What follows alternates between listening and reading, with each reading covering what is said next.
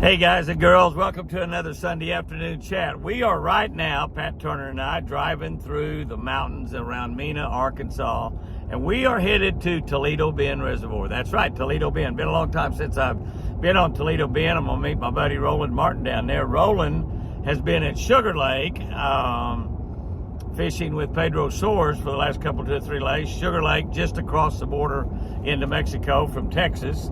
And we fished Sugar Lake many times. It's a great lake. Roland begged me to come down there and go fishing with him and Pedro, but I just couldn't take that many days off to go shoot television shows in a row. You know, we try to sprinkle those a few days in every week or so to get all of our television shows, our 26 television shows done for Jimmy Houston Outdoors. But anyway, we're going to do that, and then we're gonna fish a couple days at Toledo Bend, both for bass and for crappie.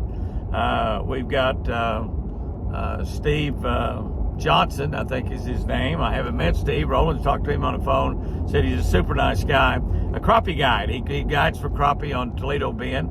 And then we have a bass fishing guide. I think his name's Josh, because we know several bass fishing guides on Toledo Bend. So we're going to do a little bass fishing, a little crappie fishing. And then we will be at the Bass Pro Shop store in Grand Prairie, the grand opening for the Bass Pro Shop in Grand Prairie, Texas. That's, of course, in the Dallas area. And what an opening that'll be. That's just coming Wednesday night, and I think it starts at 6 o'clock. We'll be doing the grand opening out in front of the store, and then everybody will be able to go in the brand new Bass Pro Shop store. It'll be the newest store in the nation, the latest grand opening. Roland Martin will be there with me. I'll be doing the MC, and we'll be in an autograph line for 2 or 3 hours. We've also, my buddy Larry Nixon will be there. Charlie Evans will be there with the Paw Patrol people. So if you got kids that love the Paw Patrol, bring them by and let them get a picture taken with the Paw Patrol and Charlie Evans. And Charlie Evans, professional fisherman. Tommy Martin, who's a professional fisherman that won the Bassmaster Classic one time and just a tremendous fisherman for a lot of years. He will be there. Probably 1 or 2 more I'm not mentioning, plus the fact Dude Perfect, Dude Perfect are from the Dallas area, and they will be there, and they're tremendously popular. They got like 50 million people or something on their YouTube channel. So you can imagine how popular they are with 50 million people on their YouTube channel. They're wild and crazy guys. I've watched some of their videos, and they are wild and crazy guys. They have very entertaining videos and just pretty cool. I've not met any of them. I'm kind of anxious to meet them myself, to be honest with you. Anybody's got 50 million people on their YouTube channel, they got to be pretty cool to be that entertaining and to have that many people on there. But I understand, I looked at something that we have on our Facebook page. You can look on that Facebook page, I get a little more information about that. But on our Facebook page, it said the first 250 families get to take their picture with Dude Perfect. Now, can I tell you, the first 250 families could also take their picture with Roland Martin and Tommy Martin and Larry Nixon and Jimmy Houston as well. In fact, we'll be there probably until they turn the lights out, signing autographs and taking pictures. We don't have any time limit for Jimmy Houston Outdoors or fishing with Roland Martin or Larry Nixon or Charlie Evans. Yeah, they'll stay just as long as y'all want to stay until they run us out. A lot of those openings, the joke is as the people begin to leave that work for Bass Pro Shop and Cabela's, they say, Jimmy, when you leave, turn the lights out and lock the door. So that's about how long I stay there in autographs. So it's going to be a great opening, though. Tremendous buys, some of the very best buys of the year. This coming Wednesday, which I think that maybe is I don't know if I'm right, 28th. I think maybe the 28th of this month, the last Wednesday in June, which is just right around the corner, a couple, 2 or 3 days from right now. So be there. After we get through it there, we're going to drive on down to Delacroix and be at Woodland Plantation. What is that, Pat? 26. 26, Pat says, not the 28th. Wednesday, the 26th, June 26th. We're going to go on down to Woodland Plantation where Roland and I stayed last year. Incredible place to stay. Great food, great accommodations. It's really an old working plantation that had slaves and everything else. And it's just, it's a great place. And it's at Delacroix, Louisiana, which is south of New Orleans. And we're going to fish with Eddie Adams down there, who is just an incredible, remarkable redfish fisherman. And also going to fish with another individual down there for bass. We're going to do some bass fishing there also. One of the great things about Delacroix and Venice and that area down there. You got saltwater, freshwater, and you got brackish water.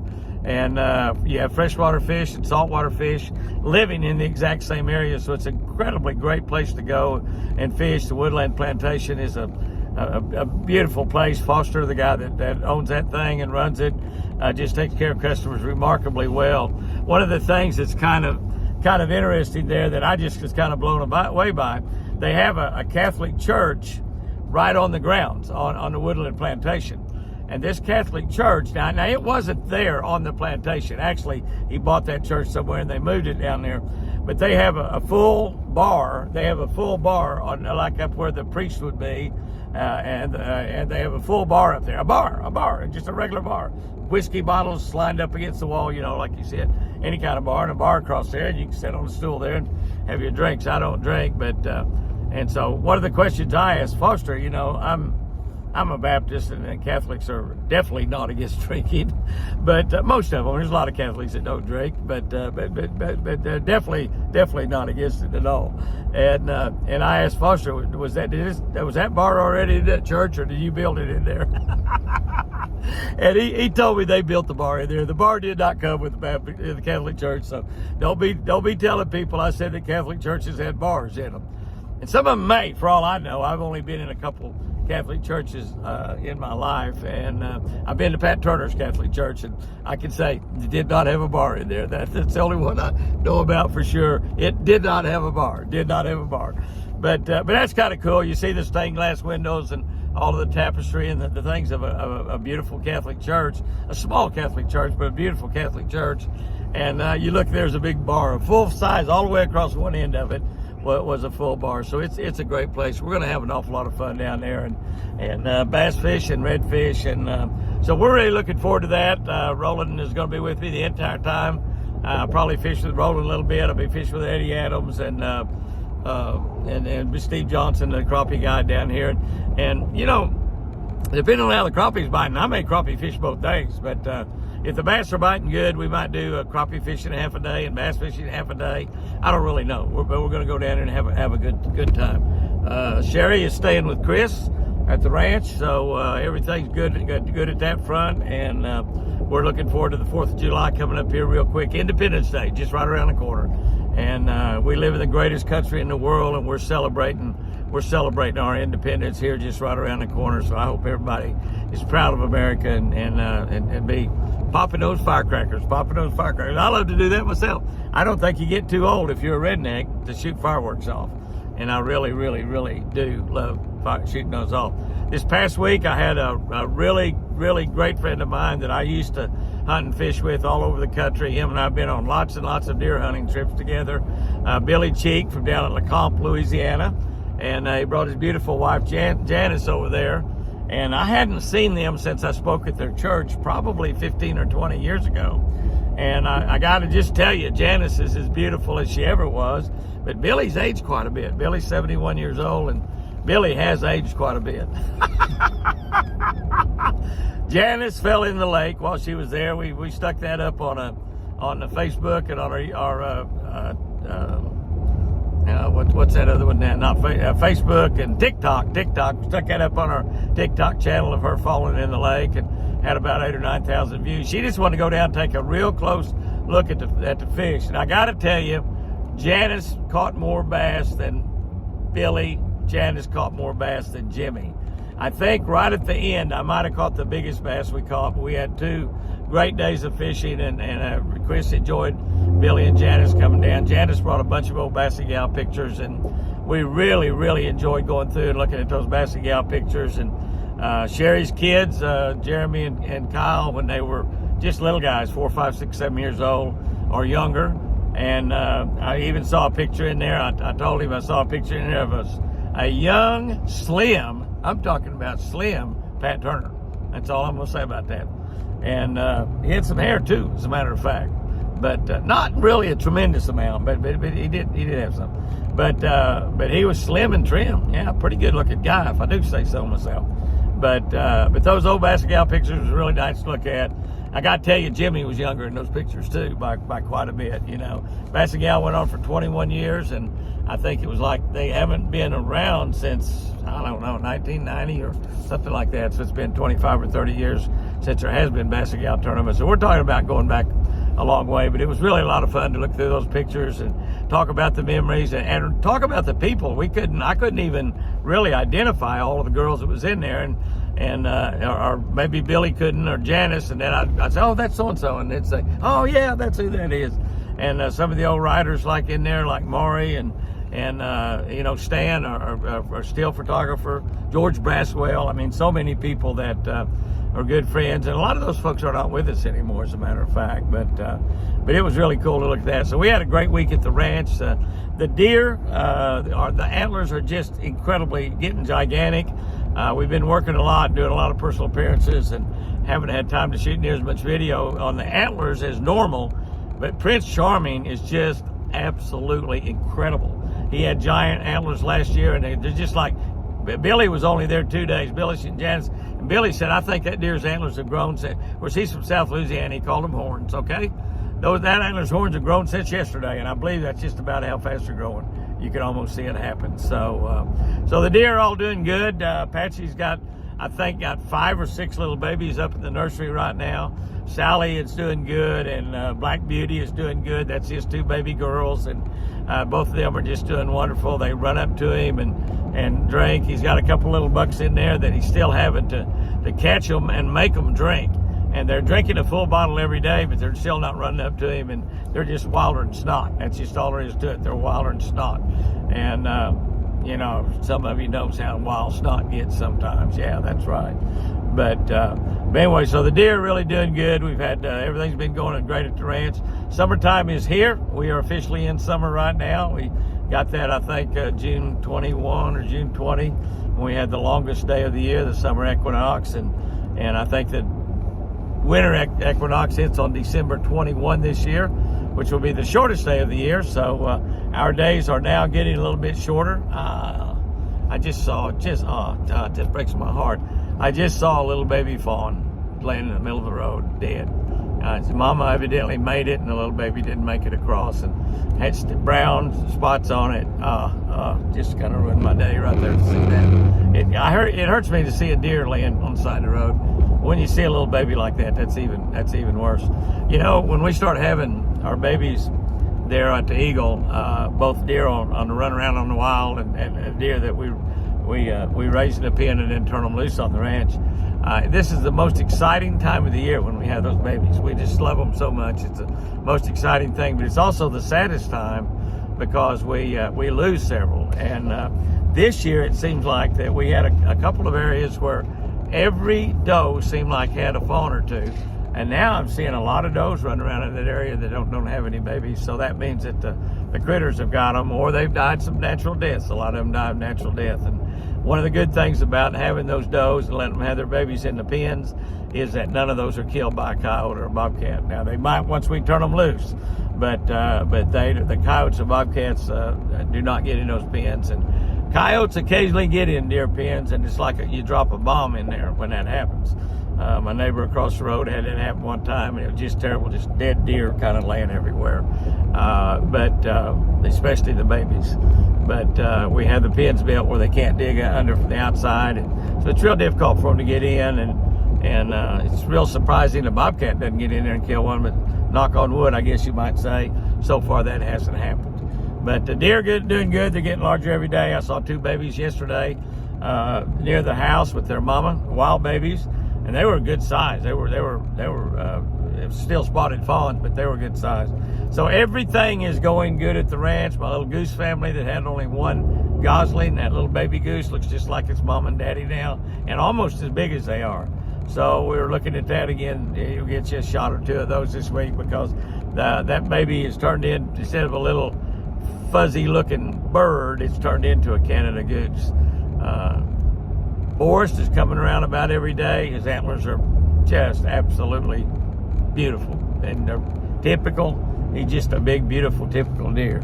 He's still eating out of my hand, but he seems like he's getting a little bit more wild all the time. So, going to have a good week. We had a good week this last week. Another great week is coming out this week. no matter what's happening out there, make sure that you make your day great. Now, I want to end this thing by talking about catfishing. That's right, catfishing. Now, I know the first thing jumped into all of y'all's mind is, oh, I know you love to catfish, Jenny. You told us many times you paid your way through college selling catfish. And that's true. I certainly did.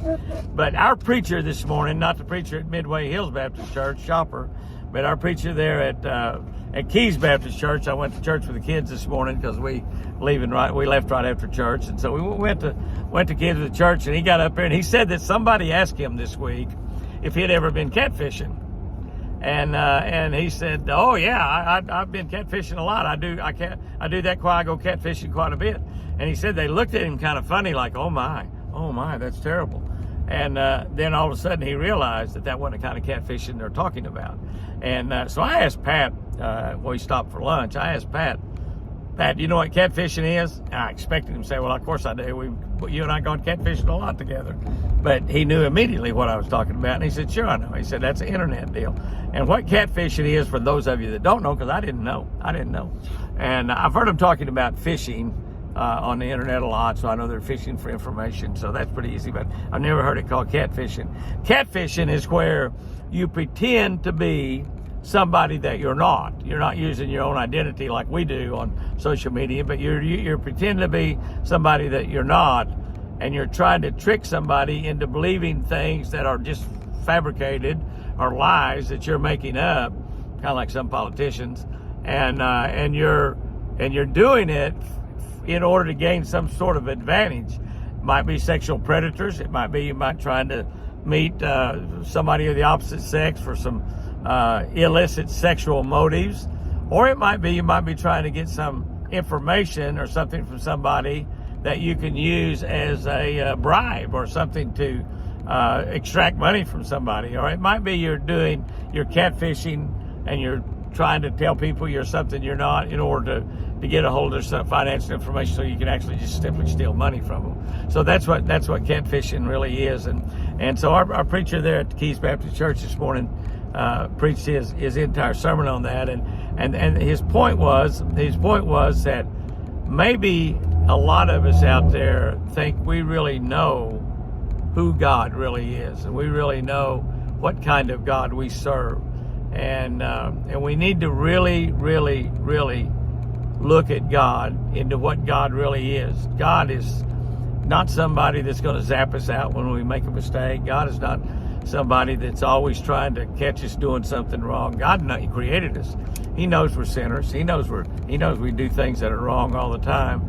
And but we have to realize how big God really is. We have to realize, one of my favorite scriptures in the Bible is all things work together for the good of those who love God and are called according to His purpose. And if you're a Christian, if you're a born-again believer, God's chosen you to be that.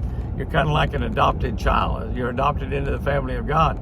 He chose you. Now, you had to accept that choosing from Him to become a Christian. But if you're a Christian, it means that all things that happen in your life, no matter what that is working together for your good.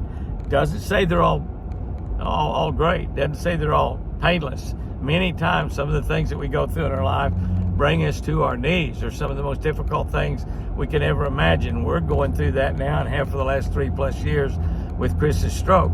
But God said that all things, including that stroke, would work out for our good. And I can talk for a long time and name a lot of good things that's happened from that stroke also. For one thing, I've grown up a lot. And me, I've never really wanted to grow up, but I've been forced to grow up some in this, and not totally. I'm still not grown up yet. but there, you realize that how big God really is, and he's not an imposter. He's not faking. He's not trying to be somebody he's not. He's Almighty God, and He's bigger than we can ever imagine. And in thinking about that, we should trust Him completely. And that's what I think about when I think about my relationship with God. It's a relationship of complete trust. I still have people occasionally say, your wife's never going to walk again. I 100% believe God's going to heal Chris and she'll be walking. If she's still in that wheelchair 5 years from now, I'll still be believing 5 years from now. That's not going to waver. That trust is not going to fail. And one of the reasons I can trust God the way that I do is because of what I've seen God do in my life and what I know that God has the power to do. He has supernatural powers. He can speak life into existence. He can raise dead people from life. He can walk on water. God has powers that we don't even begin to understand or comprehend. So it's easy for me to trust God. And if you're not trusting God, you might be not realizing who the real God is that you believe in. And you got to trust Him with everything. And when things don't go right, you got to trust Him even more. So, guys and girls, go out there and have you a great week. If you get a chance to go fishing, they're biting. Make sure you drink plenty of water. It's hot everywhere. Don't let them jump onto you and say that it's the hottest time ever, because it's not. Our meteorologist there in Oklahoma went through some things and named several years it's been hotter than all these hot days. And we've had 400 or 500 degree days already at Twin Eagle Ranch. But it's God that controls the climate. You mean 4 100 degree days, not 4 or 500 degree days. 4 or 500 degree days. Yeah, Pat corrected me. I mean 4 or 5 days where it reached 100 degrees. Yeah, hey, if it gets to 400 degrees, I'll buy into that climate nonsense. God controls the weather. We don't. All right, guys and girls, have you a great one out there. Go fishing this week if you get a chance. Share this with all your friends and make sure they get on Jimmy Houston Outdoors, all 3 YouTube channels, Jimmy Houston Outdoors, Facebook, all of that. And remember, catfishing has more than one meaning. I sure do love you. Catfishing, more than one meaning.